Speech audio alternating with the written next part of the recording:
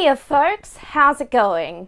My name is Lexi and I really love tabletop role-playing games. So much so that we sit down together once a week, every week, and we review one here at the gaming table.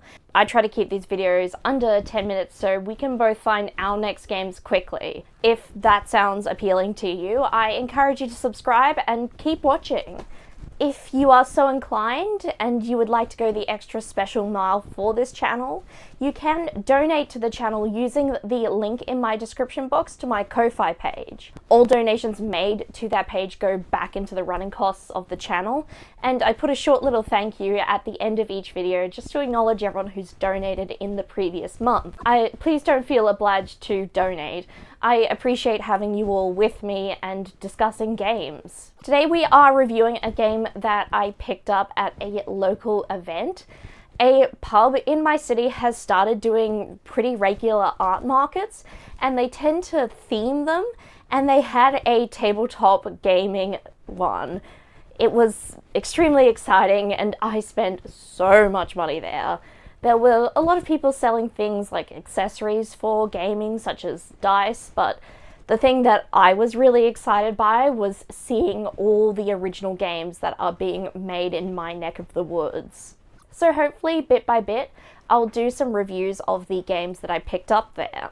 Today I'm starting with one. So, this is Everyone is Good at Doing Something, or EGADS by Hugh Hain. This tabletop role-playing game is designed to be setting neutral. I couldn't really see much of a trace of a genre or a potential setting in the mechanics, which is good.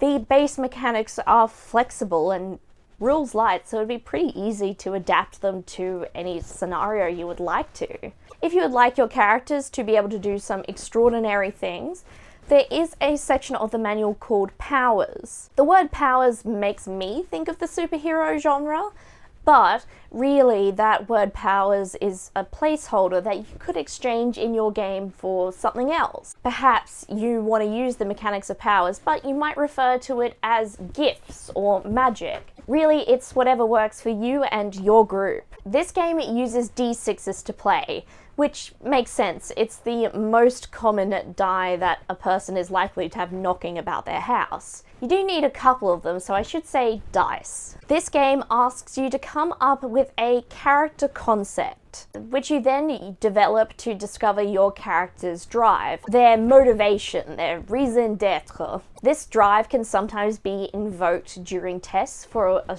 mechanical benefit. Your character will also need some traits, some reactions, some skills, and talents. Each of these categories can contribute dice to a roll, should a player find their character in a spot of trouble. Something I really liked about the dice pulling system for EGADS is across the different categories you didn't tend to have a lot of dice, maybe one or two. Also, you might not be using every single one of your character's potential mechanical benefits in a roll. The game stipulates that whatever you are invoking to add a dice to your dice pool needs to be relevant to the situation.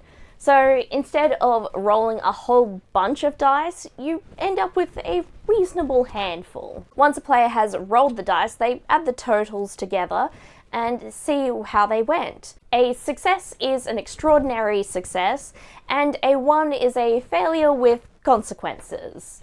This game gives you some solid mechanics for combat, with the option to add more mechanics onto your game so you can have a bit more of a strategic combat experience. The other area that the rules give a bit more mechanical depth to is exploration. Exploration is kind of one of my favorite parts of tabletop role-playing games, so I'm glad it got its own dedicated little section in this manual. It sometimes can feel like it's the forgotten child of the principles of tabletop role-playing. Exploration can sometimes feel like a forgotten middle child of tabletop role-playing games. I personally love the way this manual uses color. It's got a really tight color scheme, and for me that allowed all these different ideas and inspirations to still feel united by this idea that it's all under the EGADS system. I especially loved this illustration of a cool sci-fi looking tower. I was really intrigued into what kind of game that would be played with that as a feature.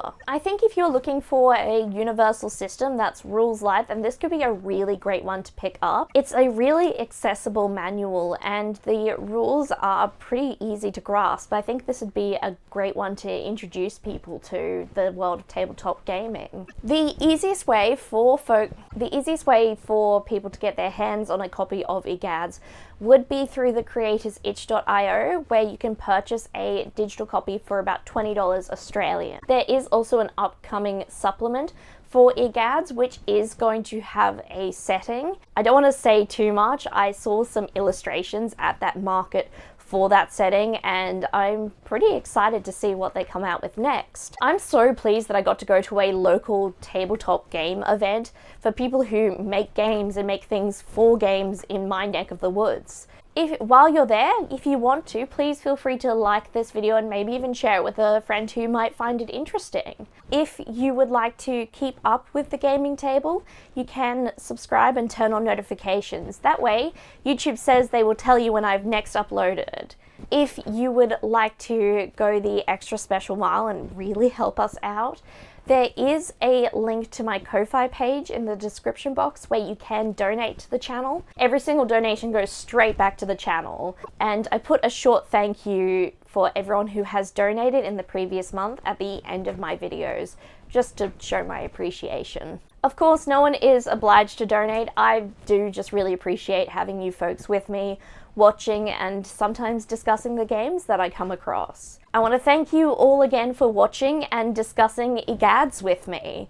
I hope you're all well, and I look forward to seeing you next time at the gaming table. Bye!